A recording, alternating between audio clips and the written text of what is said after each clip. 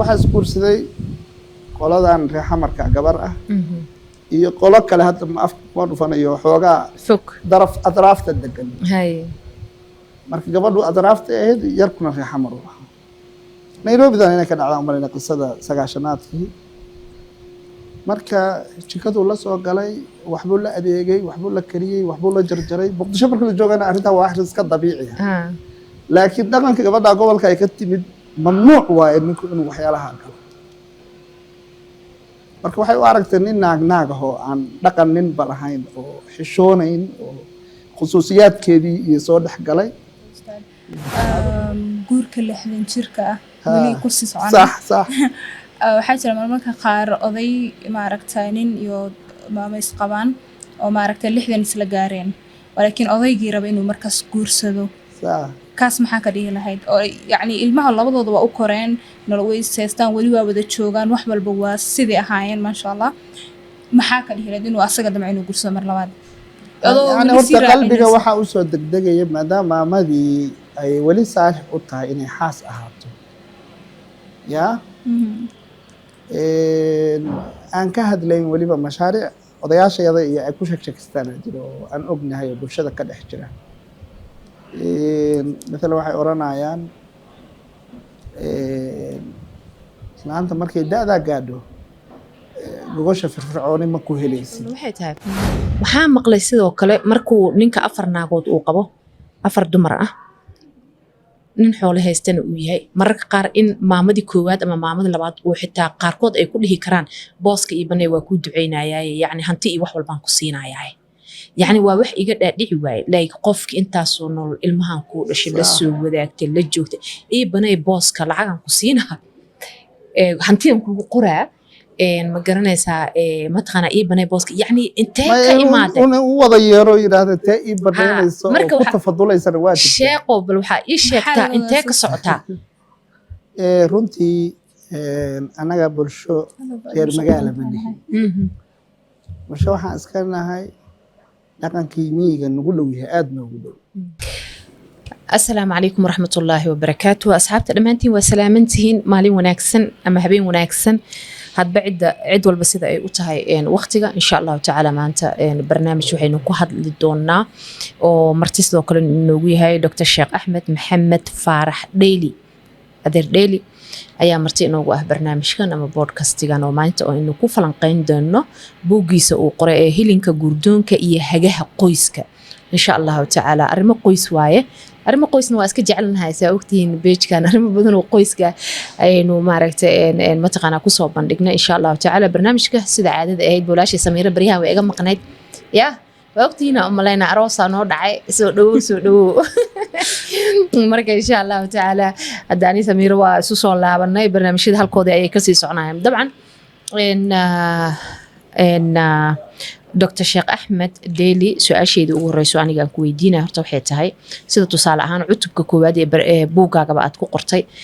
halbeegyada xulashada lamaanaha waxaad tiraahday marka lamaana laga hadlaayo qofka waxa ugu horeeyo gurdoonka uu isweydiiyo maxay tahay intuusan guurka gelin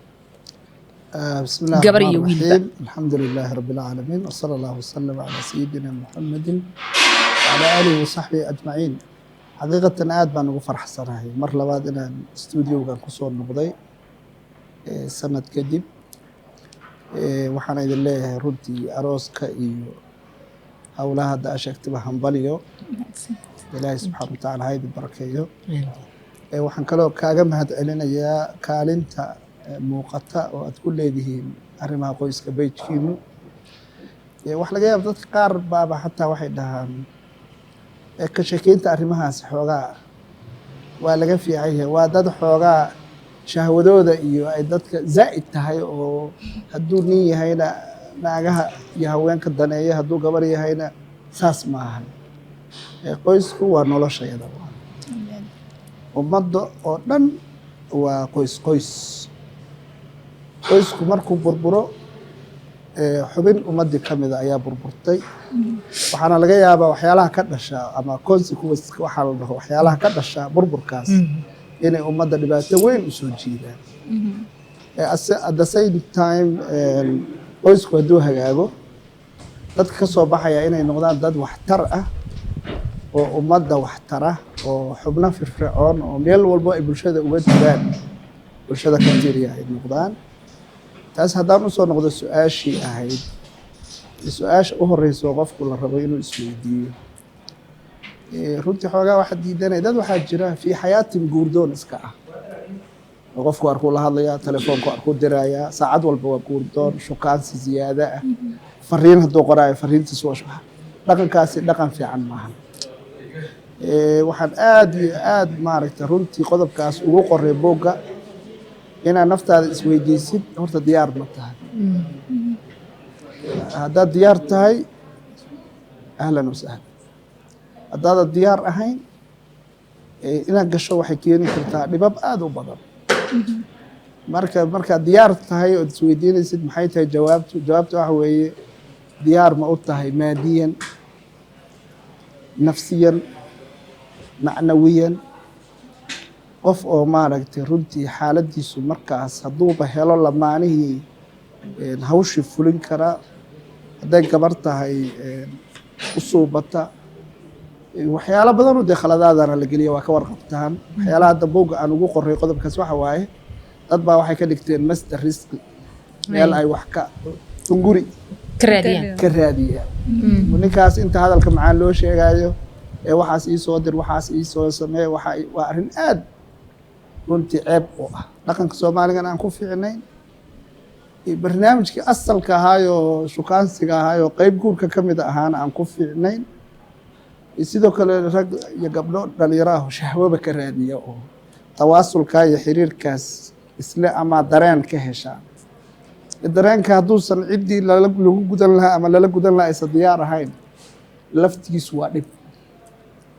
marka hadda dhalinyaro waxaan xasuustaa facebooka masraxiyad yar ka sameeyey aad baan u jeclaystay. 2 jawaabood ay istiraadeen halkaasaan ku koobayaa. waxay tiri waxay iska dhigeen 2 wiil gabar is shukaansanaya. marka gabadha waxay tiri jirkayga ma taaban kartid ilaa isguursano. waa arrin aad sax u ah. isagiina wuxuu yidhi xoolahayga ma cuni kartid mana i weydiin kartid ilaa aan isguursano. marka runtii qodobkaas waa qodob bulshadana aan ka wacyigelinayno. boggana waxaa ku yaala waan jeclaan lahaa in aad marmar bulshada u gudbisaan shukaansiga hufan. ciwaan la yidhaahdo shukaansiga hufan. horeyna waataynu u dardaaranay waalidiintu inay qeyb ka noqdaan dhalinyaradooda siday shukaansiga ula fududayn lahaay si uusan suuq madow u noqon. intaasaan dhihi lahaa mahadsantihiin. aad iyo aad maaragtaa adoo kusii socota Dr. Axmed xulashada ka hadlayna weli maaragtay markuu qofka rabo inuu xusho lamaano kale ama ha ahaado nin ama ahaato dumar maxuu ku xulan karaa? yani maxaa ku dhihi lahayd dhalinyarada hadda rabaan inay xulasho sameeyaan hadda rabaan inay guursadaan muxuu ninka ragga ka raadin karaa dumar si uu guursado gabadhana maxay raadin karaa si uu guursato maadaama kuwa sheegtay ay ka bixisay? sax waay horta xaqiiqatan marka lagu jiro baadigoobkaas iyo sahankaas wuxuu ku jiraa qofku waqti xasaasi ah. ama gabar guur isku diyaarisay ha ahaato ama nin hadda raba inuu hawshaas go-aan ka gaaro ama meel ka gaaro.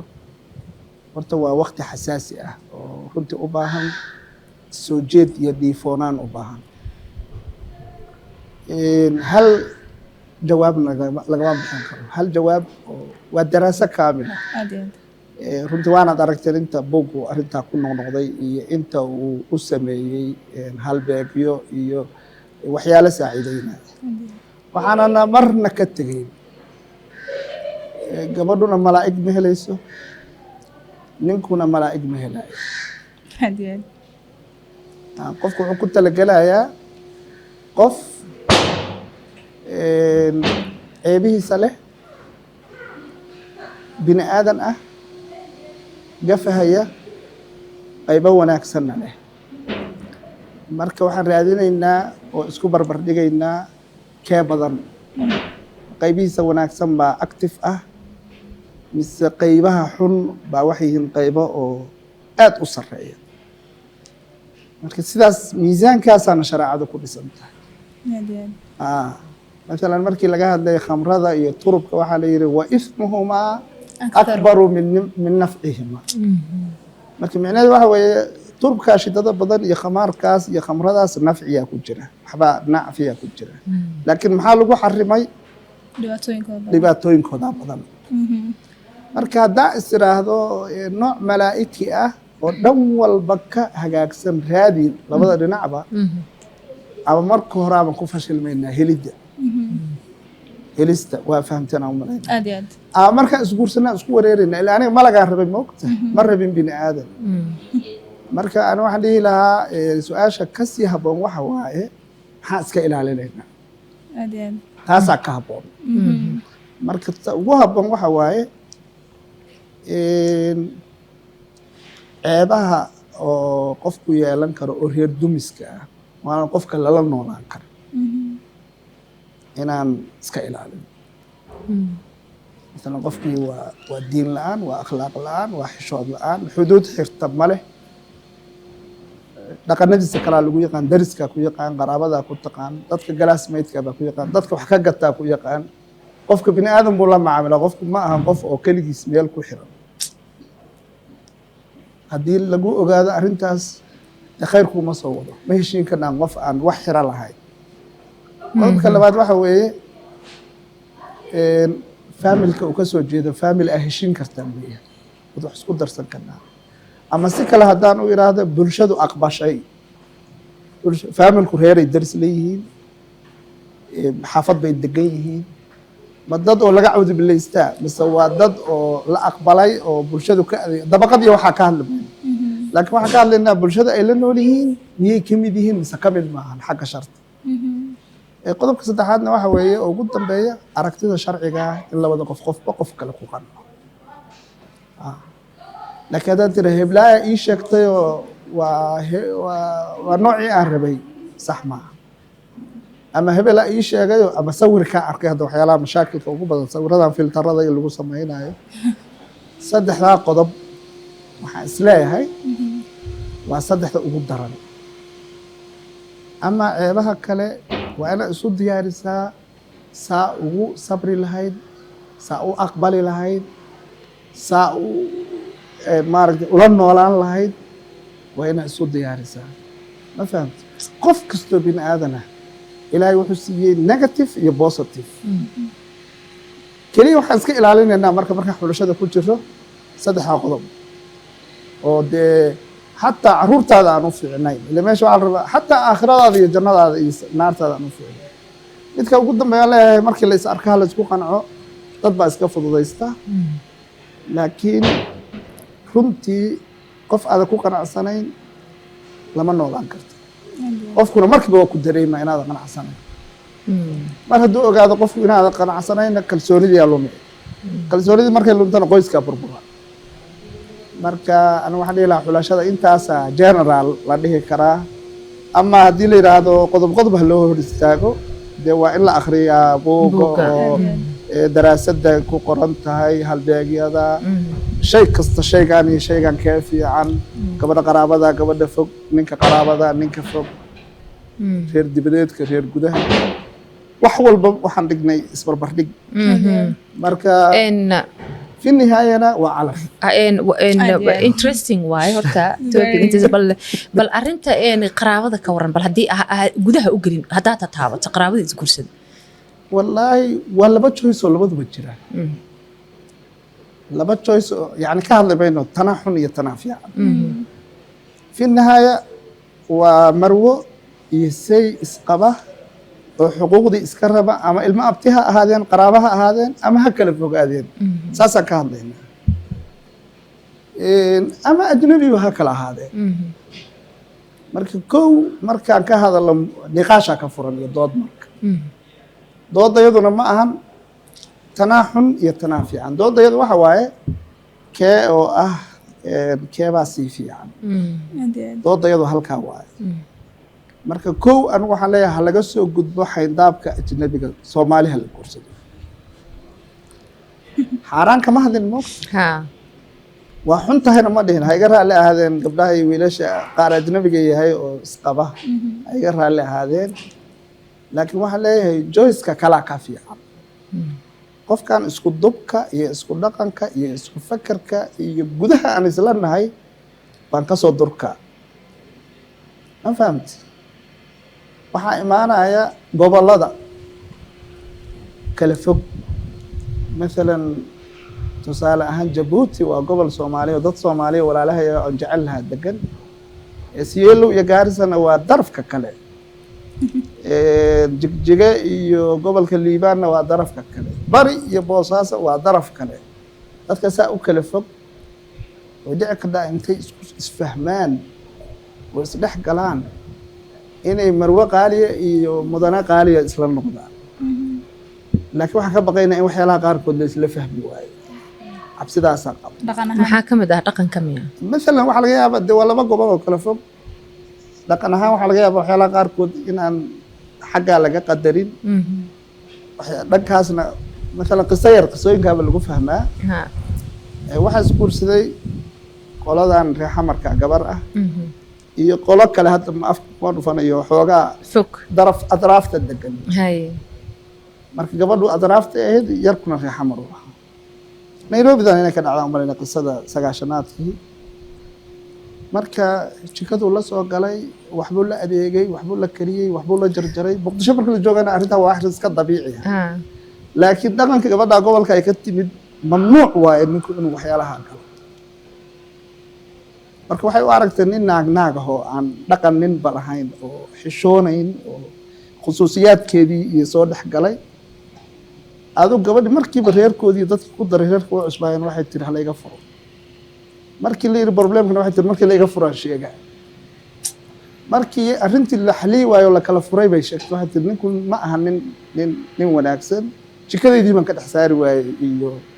hadii ilaahay ku rooyahay waa garan kartaan baan u fahmay yani marmar waxyaalaha qaarkood laakiin de laba qof oo isfahamsan haba kala fogaadeen oo dhaqanada isla garanaya oo wax isla bartay oo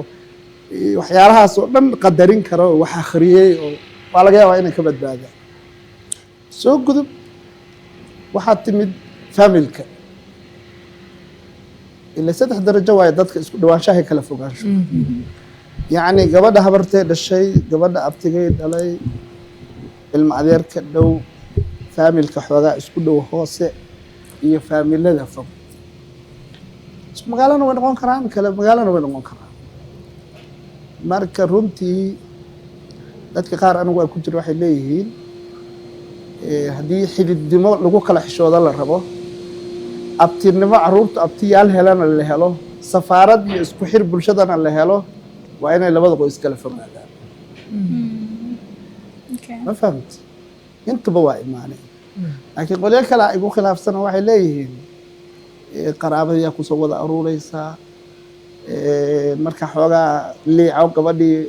ninnimo kaliya ii taageermaysa walaalnimana waa ii taageere hadduu xataa ninku mas'uuliyad xumaan la yimaado marba waxay leedahay ninkan walaalka waa walba adaa walaalka guursaday waxba uu la akrinaa balaa laakiin meeshaas seedina ma jiro abtina ma jiro waa family hal dhinacaha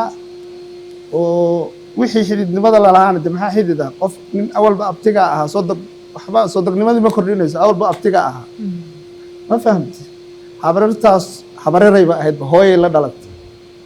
sodohday waaye ma wax weyn ma kordhinayso qofku dareen oo xididnimo meeshii ma soo galayso bulsho la isku xirana meeshii maba taalaba dad awalba wada dhashay bay ahayd marka runtii arrimahaasaan ka oran karnaa marka waa ku qoran daraasad waxaan rabaa inaan sii raacsado waxaan rabaa inaan ka gudubno cutubkii koowaad ee halbeegyada xulashada lamaanaha waxaan rabaa inaan sii raacdo interesting ila noqotay guurka 60 jirka rag iyo haweenba aad iyo aad nin kale oo dhalinyarana waa runtii waa weydiiyey waa meel attractive ah malay guurka 60 jirka arrimaha waxa jira Soomaalida dhaqan hore ay u lahaayeen markii la arkaba soo dhacay odagu almost markuu beegaga dhaqankayga 60 gaaro xaajeedii hore waa dhalmadaysay geel badan buu leeyahay xoolo badan buu leeyahay reer gabar fiican u joogto wuxuu leeyahay 20 geel aad siinayay gabar hal isii gabadhii aan qanacsanayn reerihii la xoolaha aanay rabaane yaa lagu xirxiraya qasab looga dhigayo ma fahamta bahyaraa la yidhaahdaa ninkuna ma rabo mara dugeel leeyahay islaan weyn ma rabo isagiina waa weyn yahay taa ka hadli maayo taas waa waxyaalaha bulshada ka wacyigelinayno waayo soomada fahmin mashruuca oo kala bedelashada iyo barasharkaas waa barnaamijka aan diidannahay oo rabna inaan bulshada ka wacyigelin waxaan rabnaa baahiyo kale oo jira maamadii waa dhalmadaysay waa hooyo gabdhaheedi waa inamo wiilasheedii waa rag carrada ka shaqeeya 60 jir waaye waa dhaqaalaysan tahay odaygi waa dhintay ama waa furay in la yidhaahdo ceeb hooyo hana ceebayn nin ma jiro arrintaas sax maaha haddayba iyada ka soo godo baahi wayna leedahay baahi dabcan أنا ما أسلّي باهي ولا ولي ما ممكن كدقالة يسن ولا ذن باهي نقولي مركا هدي بقى يدو حينداب كي دكان سومالك حوجا يو وأنا سيدا صارنا هاي موقته تكسر قدرته معلم مالي سان دت كتابات وآخر أصول دومتو يتناولا راشم كوسينا أيوة أنا كوحينا يا شيطان كان سكوه الشنو إن دت كوتاجيرو والله أرق إذا حدود دي قدرتي حلاشي إلهي وبنيي واي تعال فهم زوما صح وحنا قرأ قصة ما يشتغل كله يروح بدنه ما أنت سيدا سميسي عيال كذي كوك عرض كذي ومن ذاك فهم بدنا ويرهوي إلا لما هاد ذكره نمن كذا نسيت توصة يسي واضحة بيقول سن كذا إلا هذا كرت أنا مجرت أنا ولي بقى مال قلنا ما فهمت قصة ماشي كقرن واحد قالوا إيمانا بالعكس نينكي واني وين ما مدي أموا كلا فقادين أموا دبطي أما هو بيشنا بس تمقط أسأل نيمان كده إلى سديت سجاش محبي دلان الموا إسكربا أديك وإسكربا ما مدى الدليكتو حوجا وده نيمان سككبتو وربا ربيتان كوا وحجرا marka anu waxaan ka soo leexinayaa dariiqii ahaa reer inuu geel kor dhigo oo yiraahdo gabar yar oo hadda cusub halays wuxuu heli karaa gabar baahi khaas ah shan ilmood haysataa waa lagu dayacay dhaqaale ma haysato maalba xaafadda looga qaaraama ma fahamta intay dhibka ku jirlaad waxay helaysaa zawj sana baahida qabay waa iska tusaale asaguna booskii qaaraanka iyo dad in wax la weydiiyaa waa arrin dhib badan buuxiya ilmaha si fiican ula koriya agoon hadday yihiin si fiican uga ajarsada dabcan qiso qurux badanna meeshaas way ku qoran tahay oo tusaale ah marka guurka 60 jirka sidaa waaye tusaalayaashaana aad dadku wax ugu fahmo mashallah adoo ku sii socota ustaad guurka 60 jirka ah weli ku sii soconaa صح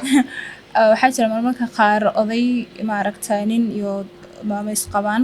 oo maaragtay 60 isla gaareen laakiin odaygii raba inuu markaas guursado kaas maxaa ka dhigi lahayd oo yacni ilmaha labadooda waa u koreen nolol way seestaan weli waa wada joogaan wax walba waa sidii ahaayeen maasha allah maxaa ka dhigi lahayd inuu asaga damco inuu guursado mar labaad yani horta qalbiga waxaa u soo degdegaya maadaama maamadii ay weli saalix u tahay inay xaas ahaato yaa aan ka hadlayn weliba mashaariic odayaashayada iyo ay ku sheegsheegstaan jiro oo aan ognahay oo bulshada ka dhex jira مثلا waxay oranayaan islaanta markay da'da gaadho gogosha firfircooni ma ku helaysid waa inaa dad xoogaa ka dabacsan iyo meel xoogaa ka qabow iyo meel ka dhalin yar iyo meel ka qurxoon iyo aad heshaa taa ma ka wadi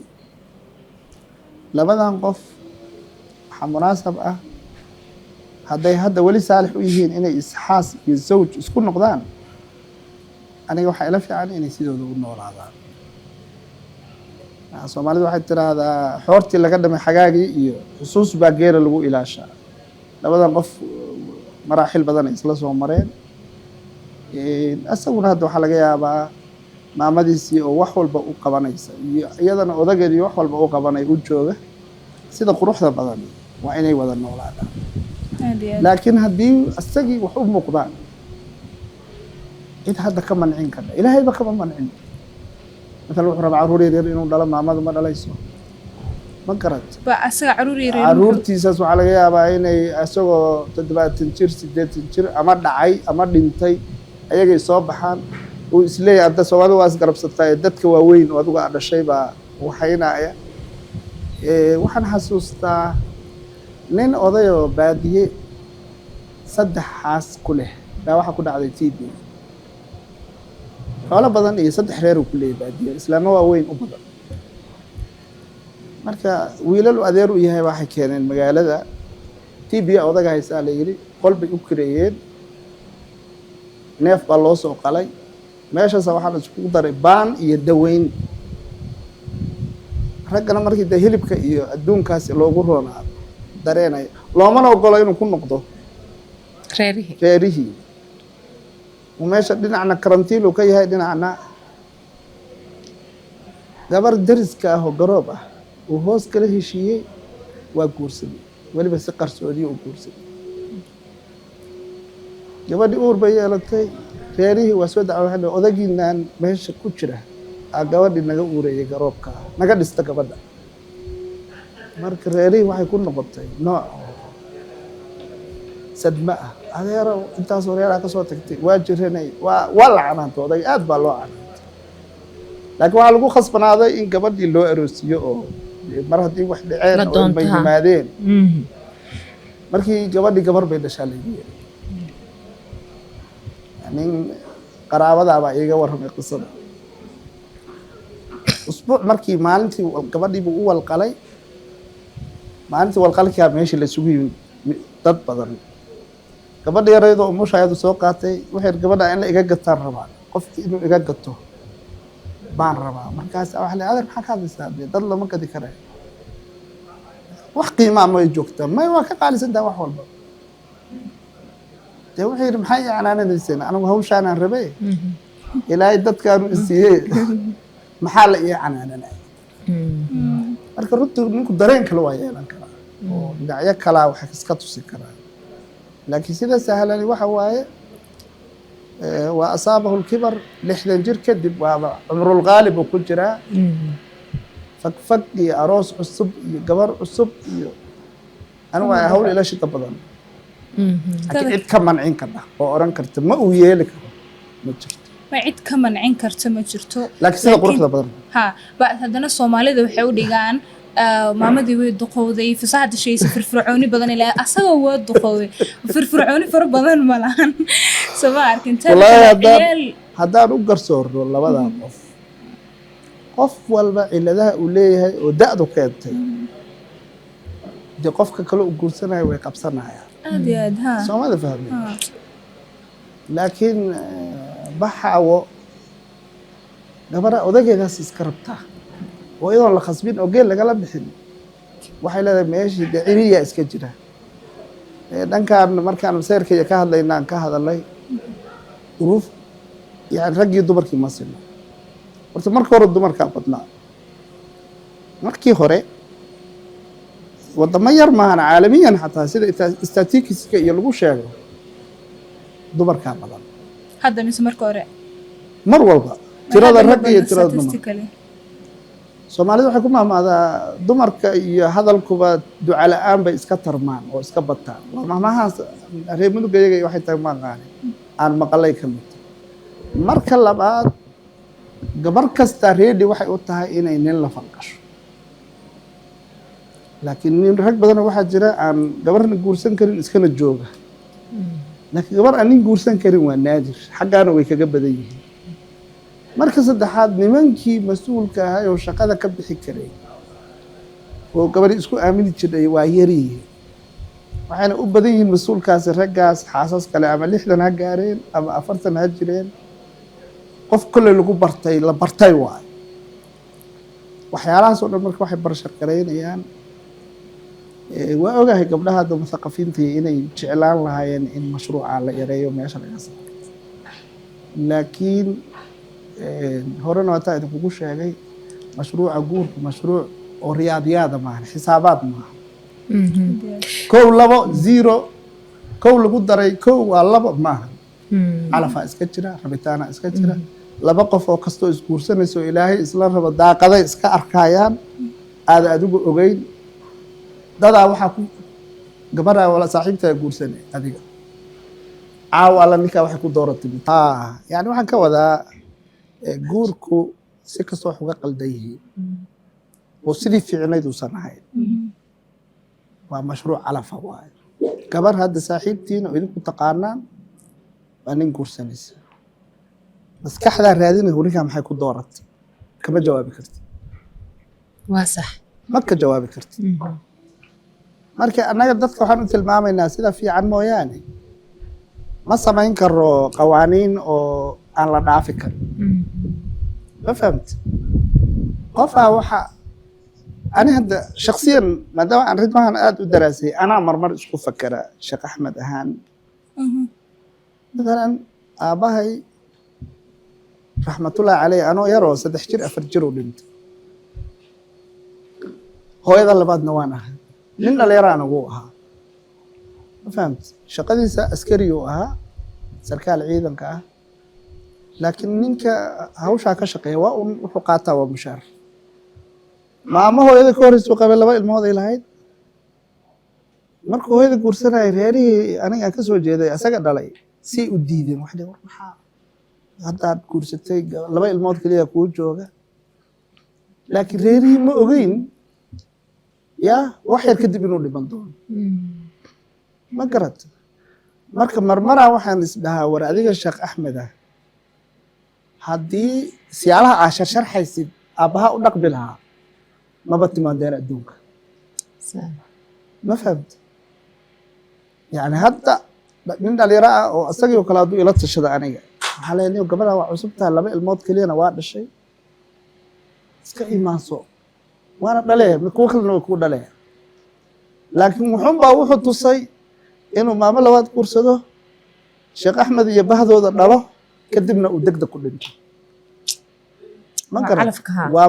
marka waxyaala annaga naga weyn aanan maarayn karin wax ilaahay qadaraya iska jira calafaa iska jira laakiin annaga ma jeexayna qawaaniin la yiraahdo halkaa lama dhaafi karo ama taa waa mamnuuc ama waa taa xaaraam xaaraam waxaa wixii ilaahay xarimay xalaalna waxaa wixii ilaahay baneeyey laakiin annaga waxaan ka hadlaynaa reerku sidee buu ku najixi karaa sidee buu ilmihiisa si wanaagsan ugu barbaarsan karaa sidee buu burbur uga badbaadi karaa hadduu wada nool yahay see bay raaxo iyo sacaado ugu noolaan karaa intaa waaye marka waxaan ka hadlaynay oo ka horreeya oo malaynayaa ninkaa odaga ah oo asaga xaaskiisii ay la joogto oo labadoodiiba 60 isla gaareen haddana guursanaya marka siyaalo kaloo guurka wuxuu leeyahay aan ka wadnaa ka baxsan siyaalaha annaga aan sharxay sheekh axmed waxaan rabay inaan qaabkan xulashada kusoo gabagabayno qodobkan markuu qofka uu weynaado horta way yar tahay qoys Soomaali oo hooyo iyo aabbo ay wada joogaan oo isku duqoobeen oo ay wada nool yihiin hal guri ka soo kacaan horta intaan arkay looma diidana aabihii inuu islaan kala guursado laakiin dhibka jira waxaa waaye maamadii dhan buu ka tegey maamadina waxaa haynaya ilmihii ayaa haynaya marka su-aasha meesha taagan waxaa waaye aan isweydiinaya mararka qaar maamadan ma warshad un bay ahayd ilmaha dhasho maaragtay kabacdina tan kalaa loo sii gudbaa tan kalaa loo sii duub micnaheeda ma aha ha guursanin micnaheeda waxaa waaye tan kaloo kusoo gabagabeynaya su-aasha kalena waxay tahay waxaa maqlay sidoo kale markuu ninka 4 naagood uu qabo 4 dumar ah nin xoolo haystana uu yahay mararka qaar in maamadii koowaad ama maamadii labaad uu xitaa qaarkood ay ku dhihi karaan booska iyo banay waa ku duceynayay yani hanti iyo wax walbaan ku siinayay yani waa wax iga dhaadhici waay like qofki intaasoo nolol ilmahan ku dhashay la soo wadaagtay la joogtay iyo banay booska lacagan ku siinaha hantiyan kugu qoraa ma garanaysaa mataqaana ii banay booska yani intee ka imaatay u wada yeero yiraahdo tee ii banaynayso oo ku tafadulaysan waa sheeqo bal waxa ii sheegtaa intee ka socotaa runtii anaga bulsho reer magaala ma nihin bulsho waxaan iska nahay dhaqankii miyiga nagu dhow yahay aada noogu dhow bulshooyinka xoogaha xadaaradda iyo magaalooyinka nooga horeeyey way ku badan tahay siijadaas qaabkaas nin iyo maamo isla duqoobay isla jooga isla dhammaysta nolosha aaday ugu badan tahay arrintaas maxaa nagu kalifaya inaan hadda bulshada wacyigelino waxaan nagu kalifaya waxyaalaha qaarkood oo qaladaadka ah inaan farta ku fiiqno ina xaafad nin adeerkay baadiye ah baan tegey 3 reer u leeyahay wada degan anoo nin dhalinyara wadaad oo aan xataa buugaagtaani waxaanay gaarin marka xaafadii la igu soo dhaweeyey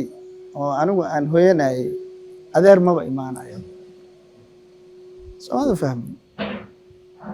dadkoo dhan kelmadda ay leeyihiin oo mutadaawalka xaafadda reer aabe xaafad la yidhahdaa jirta ma fahamti oo aan u malaynaya maamooyinka markaa xaaji ku qabay raxmatullaahi caleyh hadda waa dhintay maamada ugu yar marka iska sheekaysanaa marmar baan isu nimaadnaa waa xilli baadiye ah oo iskuulladay intaan ka tegaya xagga aaday waan ku adeerow xaafaddeedan maxaa u imaan weyday habeen usoo seexan weyday marka wuxuu yidhi nin Soomaali arag yiri gabdhaha inamaha iyo dhalinyarada waaweyn oo meesha meelaan ka galaba male halkaa buulaa la degan yahay meeshii xaggee ka galaa buu yidhi adeerow wax marka waa dhaqankii aan ka dhaxlay duruufaha ka jiray miyiga ninkii noocaas ahaayoo aabihiis ama awowgii xaafaddiisa ku soo koray hadduusan helin macluumaad horle cusub iyo wacyi cusub uusan fahmin maamadan weyn xaqay leedahay oo aan meesha laga saarin fikradda ah maamadu waxay maamo tahay intay dhalayso ama zawjo tahay sidaas may aaminsan yihiin Soomaalida waa loo badan yahay dadkoo dhan ma dhihi karo laakiin saasaa loo badan yahay حتى dadka kalaaba geesaha ilaahay maxaa ka fadhidaa ma dhalayse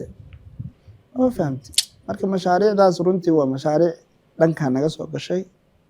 waa barnaamijyadan hadda in buugaag la qoro in jamciyada la sameeyo in dadka la abaabulo in la yiraahdo maamadu waa zawjo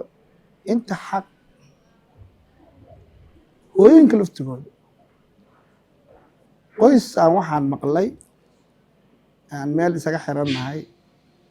maamada iyo odagu 20 sano isma arag wan isqabaa odaga xaqiisa dhib kama jireen maamada ka jirta maamadan oo kale guriga uu imaanaa gabdhihiisa waxay leedahay loo gogol meel jeero kale dabcan leeyahay cunta la siinaa fiican laakiin qolka uu hurdo tagmayso iyadana diidan ma la sababeeyay anoo ayadiiba baan la fariistay marka ilaa aniga waxaan tadbiiqiyana inta badan u sameeyaa waxaan ku yiri maxaa jira oo xaajigaaga inta ku kala maqantihiin oo u diidanta walaa tiri xaajigaaga baahi ba qabay tiri gabdha yar yar u qabaayo waxaan ku yiri asagii baaba imaanayo soo hooyanay ma saa ku diido ku yiri habaraa tahay kula seexan maayo ma wax tirana iska xishooda gabdho weyn oo ii joogan dad weyn oo ii joogan ka yaxyahay tiri ninay la joogtaayo waa qubaysanaysayo waxaasan ka yaxyahay waxaan ku yiri laba mid samee maadaama asaga ku dalbayo kulay aan wada joogno utag hawshu dagalma kaliya baan hataa inaa iska sheekaysataan oo marada isla huwataan oo ayaamihii taariikhii isla soo qaadaan hataa inay tahay dhici ka dhaawacay ayna ka ahayn xarga wala fura saytir ma ogolaanaa dhowr jeer weydii ma ogola haye cadaab ma rabtaa marka ninka guriga markuu yimaado gurigaaga kale way iga yeesho ma fahamtay marka waxaan waa wacyi samaysmay oo taariikh soo maray oo la kala dhaxlay ma fahamtay wacyigii marka kuma wajihi karo inaan dadkii niraahno hal mar isroga boqolkiiba xagal oo 180 ama 90 waxaan ku wajihi karaa inaan dadka diinta ku wacyi gelino Soomaalida fahmeen xuquuqda ku wacyi gelino wada noolaanshaha ku wacyi gelino maamadu iyo ninku intay isku xiran yihiin xaq bay isku leeyihiin xarigaasaana keenay ma fahamta waana sharci waana diini ma garad hadduu ninku xaasas badan leeyahay maamadu ayadu iskeed waa hadiyeyn kara waxay ka dhaha da-aan gaaray xanuunadaydaa badan waa ku fasaxay waa ku cafiyey laakiin haddaysa imaan oo labada qof mid tanaasulin taas waa sidaas ama mawduuca kale oo mawduuca ka duwan mawduuca booska ii banee waxaan u malaynaya gabadhaas khaatirkeeda yani maskaxdeeda lama kaanaba inay aalad ahayd oo aalad kale lagu bedelanayo dareenka aniga lama fiican oo markii horeba arrinta oranaysaa positionka ii banee labadan qof marka horeba hadafka guurka waxay ku koobeen da' gooniya iyo inay ilmo isu dhalaan bas ilmaha laftigooda kuwa waaweyn oo noola carada jooga dadka da'diina ama da'dayda ah ani aabbahay waa dhintay laakiin maanta adduunka waxaan u jeclaan lahaa aabbahay hooyaday wada jooga ma fahamti marka aniga in la ii qadariyo aabbahay ii qadariyo ya waxaan soo joogay maamo iyo waayeela iyo aabe oo tuulooyin laga keenay baa nin waxaa waday labadooda isu dhaleen marka fiisihii xajka ninkii usoo bixi waayey waxayd maamadii iyo odagiibu usoo baxay fiisihii xajka saxaan khalaas fasax soo isma qabaan hadda isku xiraynaa waa anaa ka shaqaynaya hadda isu meherinaynaa fasax wuxuu yidhi anaga barnaamijka kama shaqayn karo waa xasaas hooyaana ogolayn waa uu taariikh hebla abu guursaday waagaasay iska furtay odagu intaas u dalbayaa iyadaan ogolayn aniguna hadda hooyaday ma dhihi karo yiri ilaa waa isku laabta meelshii joog tagtay baan oga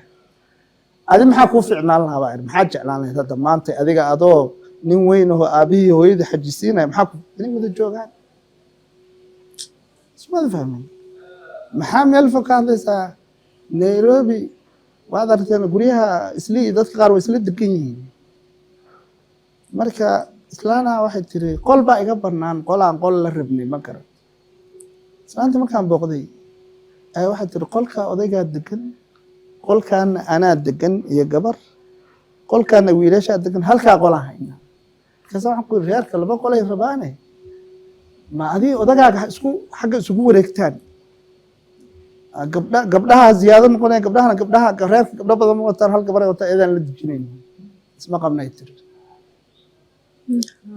meesha waa nala ku wada hayaa ilmaha nagu wada haya midba meelaa laga keenay khalaas waxaan ku yiri haddaan furaynaa waa mashruucii hore xisaabtii hore aan soo celinaynaa waa isla kiintejinaynaa waa heshiisaan ka shaqeynaynaa ajaraan ka raadina anaa ogolayn gambar aan u fadhiis saacadaan la hadlaa waxay tiri barnaamijkaas isagu diyaar iska yahay laakiin anigu iga suuqay hadda isku guriyay degan yihiin intay wada cunayaan saacad dhan baan intaan kiradii iloobay mar hore uu niyad jabiyay adeer dheeli mar hore min niyad jabiyay dumarka hal mar kulay sababaa jirta waxay u fogaatay laakiin de meeshii dadaaba joogaba dadka labadooda meesha ku basruufaya oo guryaha u kireeyey oo qaar la joogaan wax kastoo hore oo dhacay soo in lagu heshiiyo madaxooda ma aha marka waa almuhim hawshaas oo waxaan ku koobaynaa ama xagga xaajiyada ha ahaato ama xagga odaga ha ahaato in la isqadariyo oo waliba dadka ilmaha isku dhalay isqadariyaan si guud guurku waa yahay imsaakum bimacruuf aw tasriixun biixsaan taa ilaahay baa jideeyey laakiin meesha haddii dad joogo xarigiina xiran yahay waliba yaa in la isqadariyo oo kala cararkaas meesha laga daayo marka adoo kusii socoto maaragta ustaad waa ka hadalnay maaragta xulashada iyo intaasi iyo 60 jirka kulli marka maxay tahay kasbashada qalbiga lamaanaha sidee ku kasban kartaa qalbiga lamaanaha hadda dumarteeda aragtaa labadaba waxa la socotaan qofku wuxuu ka kooban yahay laba qaybood hadda marba Suhayba waxay ku celinaysaa wuu niyad jabiyey soo maaha gabar laftigeeda waxay niyad jabin kartaa soo ma ogid waa sax ninku taas waa niyad jabi karaa sax marka qofku wuxuu ka kooban yahay xisaabaad caadiya biil buu baxiyey sariir baa la isugu tegay ilmaa la dhalay waa mashruuc caqli ah waaye mashruucna waxa weye emotional taqriiban markii hadda buugga qorayay carabiga waxa lagu dhahaa mashaacir ama alcaatifa ingiliiskana waa ka warqabtaan emotional la dhahaa kelmad turjunto soomaali ani waa waaye kelmad u dhiganta oo booska annaga soomaali noogu jirta emotionka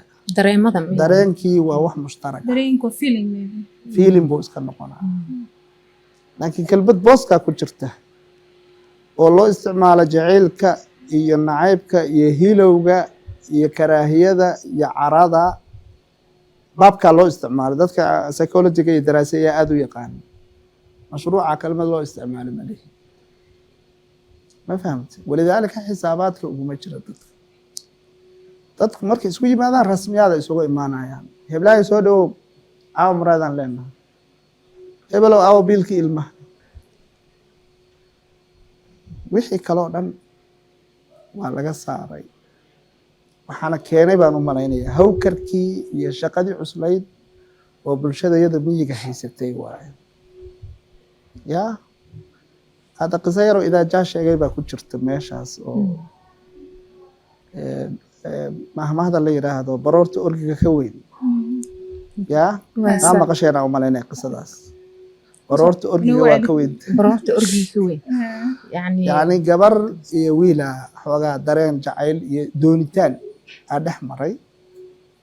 waxaa lagu heshiiyey roobka markuu doo in la isku daro waa bulshada iyadii hore oo xoolaha ay marka mushkilada iska jirtay waa dagaalaa dhacay wiilkii waa la dilay gabadhiina ninkii u sugaysa wayna jeclayd markii dee qofaa jeclayd hadduu dhinto waa barooranay soo maaha luuqay gashay waa iska oyday oo abaheeda arkay iyadoo oyeysa naamaanay maxaa la oyeysaa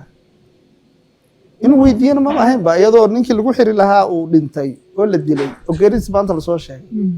waxaad tiri orgigeyga hebel aa dawaca shala cunta ma dhihi karto ninkii baan u oynaya baroorta orgiga ka weyn u yiri odaga waa fahmay inaa orgigii dawacadu cuntay inaysan hawshu ahayn marka xisaabaadkii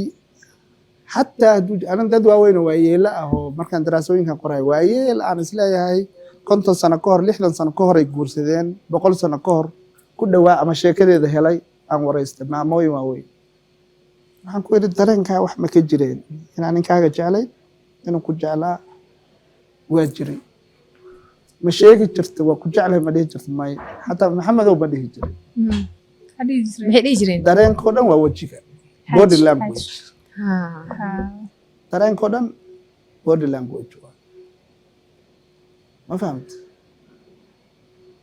marka ani waxaan qabaa jacaylna waa jiray dhabna way ka ahayd oo dadkan hadda munaafaqada waa ku jeclahayda beentaa wada ma ahayn laakiin waxaa naga maqnaa midka la kobciyo oo hadiyadaha iyo koolkoolinta iyo romantika waxaan hadda la yidhaahdo oo in lagu dhawaaqa ah shareecada iyaduna qabta in lagu dhawaaqo labada qof hadday xalaal isu yihiin waa maqnaa walidaalika marka cutubiyada aan u aragnay inay muhiim yihiin oo bulshada laga wacyigeliyo bay ka mid tahay hataan kaaga sheekay qisadii ninkii macallinka ahaa oo ila deganaayo reerkiisa telefoonka markuu la hadlayo weligii aan kelmad dabacsan ku oran hataan kaaga sheekeeyey waraysiga horey ku jirtay marka gabadhu markii la guursado ninkeeda way jeclaan kartaa waana wax fitri oo ilaahay ku abuuray laakiin anaga bulshadeeda waxaa haysatay hal mar ma oranaysa waa ku jecla ma u mahad celinayso ma dhahayso waa mahadsan tahay markii la kala maqan yahay fariimo noocaas usoo diri mayso waxba u aragtaaba ceeb xataa isagii way kala xishoodeen wiilkiina waa sidoo kale labada qof marka la gelbinaya labada waa lala dardaarmaa is adkee yaan lagu sixrin jilcin ma fahamta meelihii marka jacaylka ka imaan lahaa oo laga kobciyo aslan labadan shay mawadada iyo naxariista iyo jacaylka waa wax emotionaala ilaahay abuuray markii labada qof la isku xiray labadooda qalbi la gelina ومن آياته أن خلق لكم من أنفسكم أزواجا وجعل من جعل الله وجعل بينكم مودة ورحمة لكن هذه لقريه احترامك يراضو يقدرنتي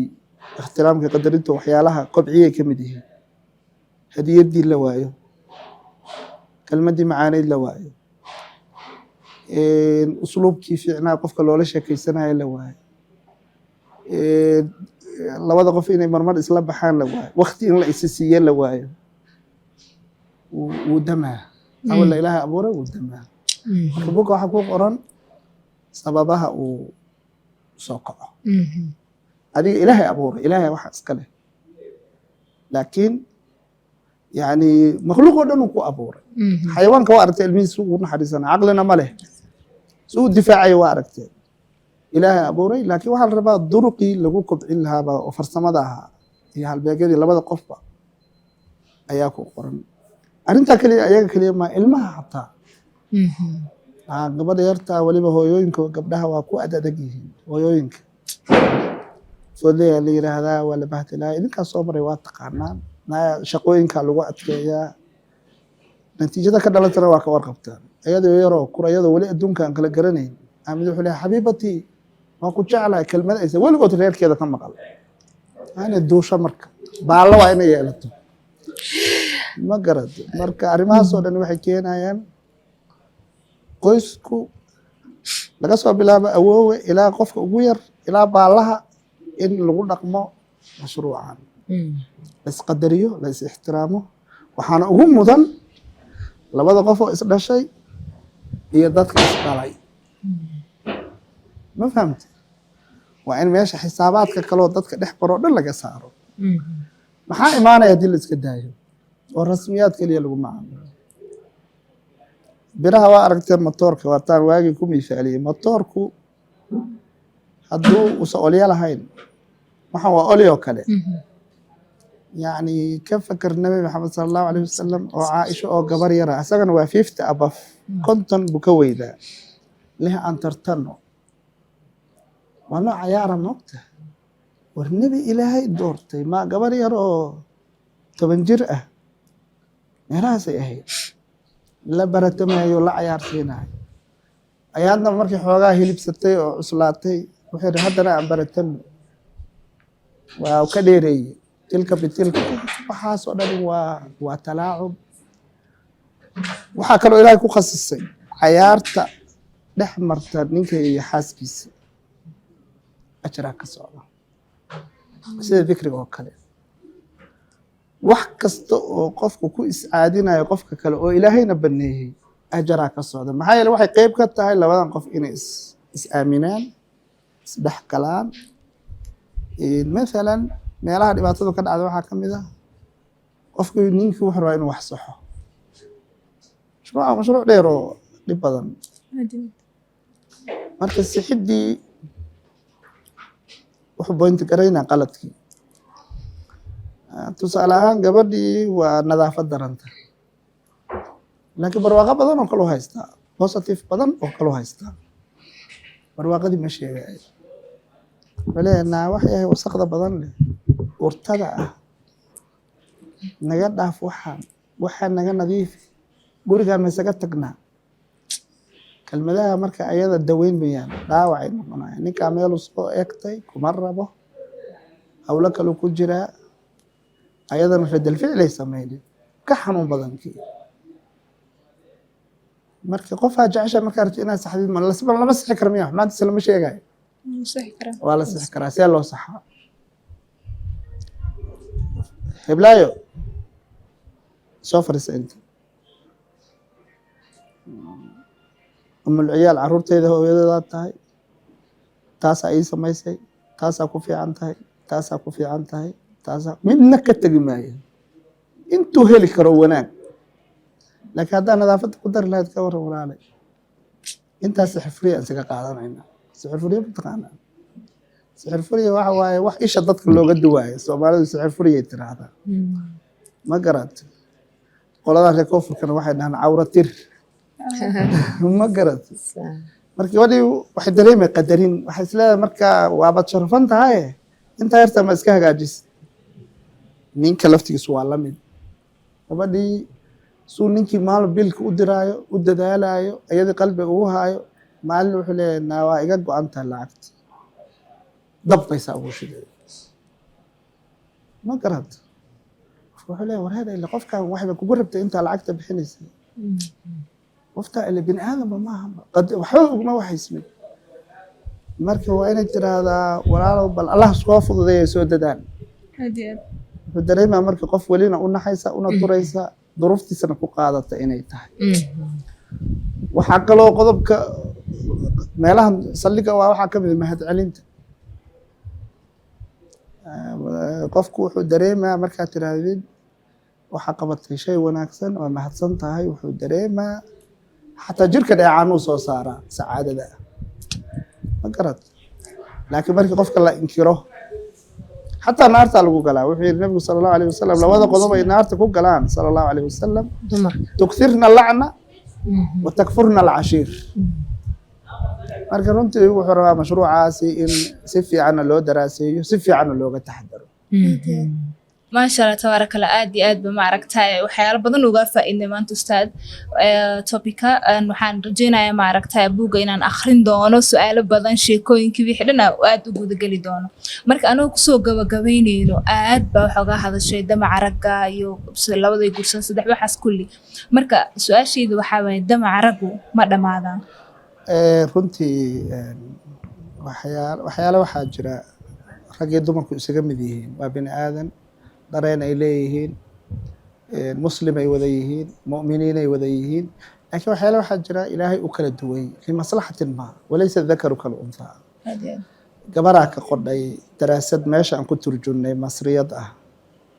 oo la yidhaahdo maa laa yudrikuhu rijaal wa taxtaajuhu nisaa marka waxyaalaha ay ku kala duwan yihiin waxaa ka mid ah oo gabadhu sideedaba hadday sawjkeeda ula dhaqanto sida iyada u fakarto jeceshahay oo okiyaalaha nimanka aysan fahamsanayn iyo sida ay u fakeraan ama bilcagsi ay dhacdo oo ninku sidaas yeelo qoyskaas ma wada culaysaa imaanaya masalan haweenka dhanka emotionalka badan raggana waxaa badan dhanka xisaabaadka iyo caqliga ma oranayo waa caqli xum ay keenaysa dhanka kama wado laakiin meel walba ilaahay waxba ku badiyey haddaaba maamadu la macaamilaysa gabadhu ilma yar dad naxariis u baahan naxariista iyo caadifadaasaa ku badan marka laakiin waa aragteeno gabadha inta badan qaadi iyo nin la tooganayo iyo laguma aadiyo dagaalka iyo xataa muslimiinta markay jihaadi jireen waa laga yaabaa dad xoogaa calool adag inay ku jiraan gabdhaha laakiin qaaliban waa laga duwaa meesha ninka lagu dilaayo meesha wax lagu qisaasayo markii taa laga soo tago marka waxyaalahay ku kala duwan yihin way badan yihiin laakiin waxaa ka mid a daraasadaasaanad ka heli doontaan ragga damacooda ma dhammaado hadduu dhaho xataa hadduu afka ka sheego uu yidhaahdo aniga bes khalaas adi waa igu filanta xataa sheekh waxaa jira ka qoray sacuudiga mawduuc la yidhahdo zawjatun waaxidatun takfi ma musallam ba arrintaas xaaladda dadku u badan yahay baan horta mar walba ka hadlayna naadir ka hadla mayno xaaladda dadku u badan yahay ma jirto arrintaas markii aniga haddaan ku fakeray rag waxay u qeybsan yihiin 4 nooc nooc waa nooc aan xuduudda lahayn ama muslim maba aha ama waa muslim furan oo aan ilaahay ka baqayn islaamnimadiisa iimaankiisa uu daciif yahay qoladaa wuxuu sameynaa miduu iska calmanaya kadibna caradiisa waa u fasaxan yahay barnaamijkiisa kale wuxuu ku xalisanaa damaca zino sida neefka xoolaha orgiga ah oo ku dhex jira maaragtay 400 500 oo riyo ah oo kale u noqonaa dabcan arrintaasna dhibkeeda waad ogta qaybta labaad waa qayb baahidii qaba laakiin ma xallii karo mashruucii. caqligiisii wuu la tashanayaa, wuxuu leeyahay may maqlaya ma waa dhilaysanaya ama zinaysanaya, may xaas alla ma ku siiye ku gaabsan. damcii gudihii waa jiraa, laakiin waana qarinaa, ficil ahaana waa u fulinaa, waa kuwa gabdhuhu jecel yihiin, waa qeybta labaad. laakiin daakhilkiisa haddii la baaro waa laga soo helaa. weliba dee rag markay gaarka yihiin oo la xanxansado oo la sheekaysto waa sheegaa, wuxuu leeyahay niyo aniga waa run, laakiin reer fiican baa ii jooga, guri fiican baa haystaa, galab hadda kama bixi karo, iyo meesheedaasaan iska barakaysanaa. laakiin maxaa meesha ka muuqda in damcii jiro. qeybta saddexaad damciina waa xakameyn waaya, ilaahayna waa ka baqaa, gabadhiina waa ka baqaa. waa qolyahan hadda leeyahay khudbasirada iyo hoteelada waxa ka socda waa ka warqabtaan, iyo mashruucaas furan, weliba nimanka lacagta haysta iyo dadka xoogaa sultada haysta, iyo barnaamij kala fool xun. nin baaba xoogaa xishoonayo, gabadhi wuxuu leeyahay nama ku qarinaa, laakiin reeraa tahay. qaarna waxaa leeyahay sariirta markii lagu macaamilayo wax la kala bedelanaa bas, kadibna maba yaqaan. ma garato, waa mashruuc dhibkiisa wata oo bulsho dhan halaynayo halakeynayo. afar waa ninka dee garoonka iskeeno oo yidhaahda heblaayo waa guursanaa. afartaa wixii ka baxsan sida loo badan yahay kulle anaga intaan tajribada ku hayno, sheekada ku hayno, dadka ka naqaan, waa naadir. marka gabadha ha isku hawlin inaad damacaas xakamayso, laakiin isku hawl inaad roolkaagana gudato, asaguna bal aad damaca khafiifiso oo waxyaalaha damaca keenayo o dhan aad meesha ka saarto. ixtiraam iyo qadarin iyo hogaamin u baahan yahay la siiyo. sariirta in la hagaajiyo u baahan yahay, sariirta in loo hagaajiyo, meesha in la carfiyo, asaga ilmihiisa inaa u garsoortid. waa ifahamteen aan u malayna. gabdhaha qaar waxay sameeyaan ilmuhu koox ba noqdeen, xisaabaadkeeda odagii waa ka baxa, asaguna ilmihiisii kama caban karo. ma garad. marka gabadha unbaa waxaa laga rabaa marwanimadeeda inay labada dhinac meeshan aan ku qoray garsoor fiican ay ka samayso, oo ilmuhuna xaqooda helaan oo la dayicin, odaguna xaqiisa helo oo la dayicin. su-aasha iga raali noqda, ma dhammaanayso horta mashruuca ma dhammaanayo, laakiin Samiira soo gabagabaysay, aniga mid igu soo dhacday. buugga sidoo kale waxaa ku qortay Sheekh Axmed, gabaray ha u noqonin ninkaaga inuu gabar kale guursado. sidoo kalena meeshaan sidoo kale waxaa leedahay damac ragga ma dhammaado. marka sidee isku waafaqayaan labadaas? wallahi waa laba arrimood oo labadaba jira. dabcan dabca waa sharxan, laakiin gabdhaha qaar sabab waxay u noqdaan waxyaalaha ayaga ay qabanayaan in ninkii guursado. masalan gurigeedii waxay ku casuumaya oo la degaya gabar inanoo qurux leeyaho, waxay leedahay ila joog.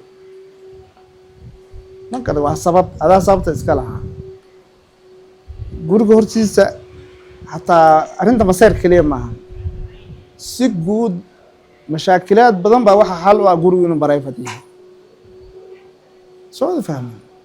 waxyaalaha waaweyn oo reeraha sacaadadooda iyo khusuusiyadooda iyo barayfadkooda ilaaliya waxaa ka mid ah gurigan inuu reerka khaas u yahay. ciddii heli karta waa inay ku dadaasho. waxaa ka mid ah asbaabta sariirtii tawaafuq ma jiro, in inta mashruuca la isla fahmo,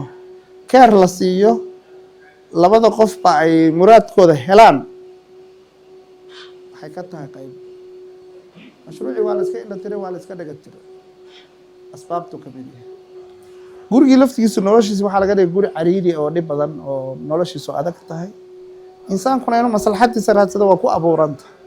marka waxyaalahaas oo dhan aan kaga hadlaynaa gabaray adigu sabaha u noqon ninkaaga inuu guursado. وعوان قارة ما شاء الله هذا أمها سنتهاي